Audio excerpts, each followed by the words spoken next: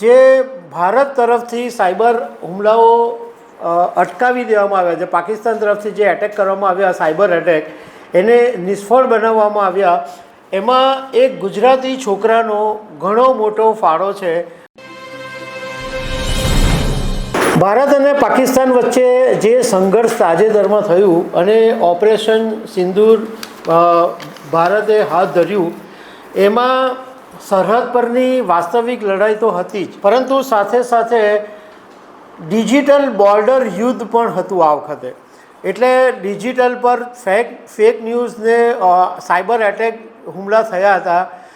તો એની અંદર જે ભારત તરફથી સાયબર હુમલાઓ અટકાવી દેવામાં આવ્યા, જે પાકિસ્તાન તરફથી જે એટેક કરવામાં આવ્યા, સાયબર એટેક, એને નિષ્ફળ બનાવવામાં આવ્યા. એમાં એક ગુજરાતી છોકરાનો ઘણો મોટો ફાળો છે. અને એ છોકરો એવો છે કે જેણે એક મોટું પદ છોડીને એ દેશ સેવામાં લાગ્યો છે. અને સરકારે એના કામની કદર કરીને અત્યારે એમને ભારત સરકારમાં સાયબર એડવાઇઝર તરીકે એમની નિમણૂક પણ કરી છે. તો આ ગુજરાતી છોકરો છે એ ઉત્તર ગુજરાતના પાલનપુરનો છે અને એનું નામ છે પ્રણવ મિસ્ત્રી. તો આ પ્રણવ મિસ્ત્રીની સ્ટોરી ઇન્સ્પિરેશનલ તો છે જ, પરંતુ એણે પૈસાની સામે જોવાને બદલે દેશ સેવાને પ્રાયોરિટી આપી છે. તો આના વિશે હું તમારી સાથે વાત કરવાનો છું. મારું નામ રાજેશ શાહ છે અને તમે જોઈ રહ્યા છો ગુજરાતના સૌથી મોટા ડિજિટલ ન્યૂઝ પ્લેટફોર્મ ખબરછે.com. ઓપરેશન સિંદૂર વખતે વાસ્તવિક સરહદ ઉપર તો ડ્રોન હુમલા અને બીજા બધા એટેક થયા, પરંતુ એની સાથે સાથે પાકિસ્તાને સાયબર એટેક પણ ઘણા બધા કર્યા. આપણી defence system, banking system, communication સહિતના નેટવર્ક પર હુમલા કરવામાં આવ્યા.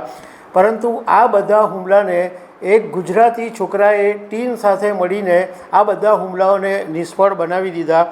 અને આ ટીમે 24 કલાક કામ કર્યું છે. અને તાજેતરમાં આ ગુજરાતના આ યુવાનને ભારત સરકારને સાયબર સિક્યુરિટી એડવાઇઝર તરીકે નિમણૂક કરવામાં આવી છે. અને પ્રણવ મિસ્ત્રી એનું નામ છે. પ્રણવ મિસ્ત્રીએ સેમસંગમાં એક મહત્ત્વનું પદ છોડી અને આ દેશ સેવાનું કામ પસંદ કર્યું છે. આ પ્રણવ મિસ્ત્રીની લાઈફ વિશે એવી ઘણી બધી ઇન્ટરેસ્ટિંગ બાબતો છે કે જે યુવાનોએ ખાસ જાણવા જેવી છે. પ્રણવ મિસ્ત્રીનો જન્મ પાલનપુરમાં 14 મે 1981માં થયો અને એ કમ્પ્યુટર સાયન્ટિસ્ટ તરીકે ઓળખાય છે. Samsung technology and advance research લેબની એક કંપની છે સ્ટાર લેબ્સ. આ સ્ટાર લેબ્સની અંદર પ્રણવ મિસ્ત્રી પ્રેસિડન્ટ અને સીઈઓની પોસ્ટ પર હતા. પરંતુ જ્યારે ભારતમાં જરૂર પડી ત્યારે એમણે આ સાયબર હુમલાઓ ખાળવા માટે ગાંધીનગરની અંદર એક એફએસએલની ટીમ સાથે કામ કર્યું અને પાકિસ્તાનના જે ડિજિટલ હુમલાઓ હતા એમાં ફેલ કરવાનું આ કામ પ્રણવ મિસ્ત્રી અને એમની ટીમે કર્યું. 2012માં સેમસંગ કંપનીની અંદર ડિરેક્ટર રિસર્ચ તરીકે પ્રણવ મિસ્ત્રી જોડાયેલા અને એમનું જે સૌથી મોટું યોગદાન છે એ Samsung Galaxy Gear smart watch introduce કરવાનો શ્રેય એમના નામે જાય છે. આ ઉપરાંત Pranav Google, CMU, NASA, UNESCO, Japan science and technology આ બધી કંપનીમાં પણ કામ કરી ચૂક્યા છે. પાલનપુરના આ પ્રણવ મિસ્ત્રી છે એ આ વર્ષમાં આ મહિનાની અંદર જ ફોર્બ્સના એક કવર પેજની અંદર ચમક્યા હતા અને તેમના નામ ઉપર મોબાઈલ ટેકનોલોજીની 100થી વધારે પેટન્ટ છે. અને સિલિકોન વેલીથી સાઉથ કોરિયા અને બેંગ્લોરથી માંડીને બીજિંગ સુધી ટેકનોલોજીની દુનિયાની અંદર પ્રણવ મિસ્ત્રીનું એક મોટો દબદબો છે. પ્રણવ મિસ્ત્રીને ભાગ્યે જ કોઈ એવું હશે કે જે ઓળખતું નહીં હોય. હવે એમની સિદ્ધિની વાત કરીએ તો માત્ર બીજા ધોરણમાં જ્યારે પ્રણવ મિસ્ત્રી હતા ત્યારે એમના પાલનપુરમાં આખા પાલનપુરની અંદર 2 જ જગ્યાએ કોમ્પ્યુટર હતા.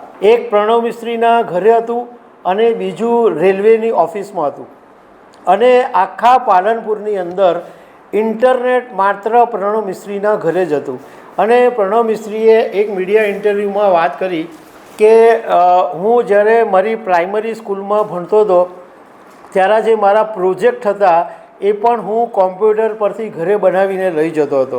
7 વર્ષની ઉંમરે આ પ્રણવે એના પપ્પા સાથે મળીને ઘરે પોતાની જાતે વિડીયો ગેમ બનાવેલી. 8 વર્ષની ઉંમરે કોડિંગ કરવાનું ચાલુ કરી દીધેલું હતું. અને એ પછી તો માત્ર 21-22 વર્ષની ઉંમરે આ પ્રણવ મિસ્ત્રીએ એક એવો પ્રોગ્રામ બનાવેલો જે જ્યારે પ્રણવ મિસ્ત્રી અમદાવાદની નિરમા કોલેજની અંદર ભણતા હતા ત્યારે એમણે એક પ્રોગ્રામ બનાવેલો જે એપીજે અબ્દુલ કલામ જ્યારે આ કોલેજમાં આવેલા ત્યારે એમનો આ પ્રોગ્રામ જોઈને એટલા ખુશ થઈ ગયા. અને જે પ્રોજેક્ટનું નામ હતું ડેટા ગ્લોવ. તે વખતે દેશના પૂર્વ રાષ્ટ્રપતિ એપીજે અબ્દુલ કલામે પ્રણવની પીઠ થાબડીને કીધું હતું કે તારો જે પ્રોજેક્ટ છે એ ભારત એટોમિક રિસર્ચ સેન્ટરની અંદર આપણે ઉપયોગમાં લેશું. અને 21 વર્ષની ઉંમરે સૌથી પહેલી પોતાના નામે પેટન્ટ બનાવેલી. પ્રણવ મિસ્ત્રી માટે એવું પણ કહેવાય છે કે મોબાઈલની અંદર અત્યારે જે ઇન્ડિયન લેંગ્વેજ તમે જુઓ છો એની શોધ પ્રણવ મિસ્ત્રીએ કરેલી હતી. ગુજરાતી ભાષા, મરાઠી ભાષા, તમિલ ભાષા કે તમારા ભારતીય ભાષાની કોઈ પણ ભાષાની અંદર મોબાઈલ યુઝ કરવાનો જે ભાષા વપરાય એ પ્રણવે શોધેલી હતી. પ્રણવ મિસ્ત્રી આઈઆઈટી મુંબઈમાં ભણ્યા અને એ પછી આટલી ઘણી બધી એમના નામે તો એટલી બધી સિદ્ધિ છે કે હું તમને કહેવા બેસું ને તો લગભગ કલાક જેટલો સમય થઈ જાય. પરંતુ એમને આ એટલી બધી સિદ્ધિનો લાભ એ મળ્યો એમને ભારત સરકારે સામેથી બોલાવ્યા. આમ તો અત્યારે ભારત સરકારના સાયબર એડવાઇઝર તરીકે નિમાયા, પરંતુ એ પહેલાં પણ તેઓ ભારત સરકારને મદદ કરતા હતા. અને પ્રધાનમંત્રી નરેન્દ્ર મોદીની સાથે પણ અનેક વખત સાયબર બાબતે એમણે સાયબર ટેકનોલોજી બાબતે ચર્ચા કરી છે.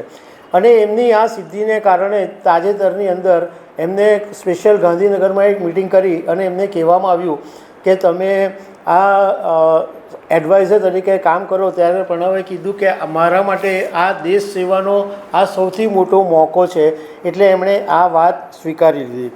પ્રણવ મિસ્ત્રીના ચીનની ઇજિયા સાથે 2012માં લગ્ન થયા છે અને એમની પત્ની ઇજિયા છે એ પણ ચીનની સેલિબ્રિટી છે અને ચીનમાં અનેક ટીવી શો આ ઇજિયાએ પણ કરેલા છે. પ્રણવ મિસ્ત્રી પાસે એક કાર છે, James Bond fame Aston Martin car. એ કાર ઉપર પાલનપુર એવું પ્રણવ મિસ્ત્રીએ લખાવ્યું છે. પ્રણવે એક મીડિયા ઇન્ટરવ્યૂમાં એવું કીધું કે પાલનપુરના જે પણ સાહિત્યકારો હોય છે એમને પાછળ જે નામ હોય છે પાલનપુર તરીકે ઓળખાય છે. જેમ કે અમર પાલનપુરી, શૂન્ય પાલનપુરી, એવી જ રીતના લોકો હવે મને પ્રણવ પાલનપુરી તરીકે ઓળખે છે. તો દર્શક મિત્રો, આવી અનેક વાતો સાથે અમે તમને મળતા રહીશું. Thank you very much.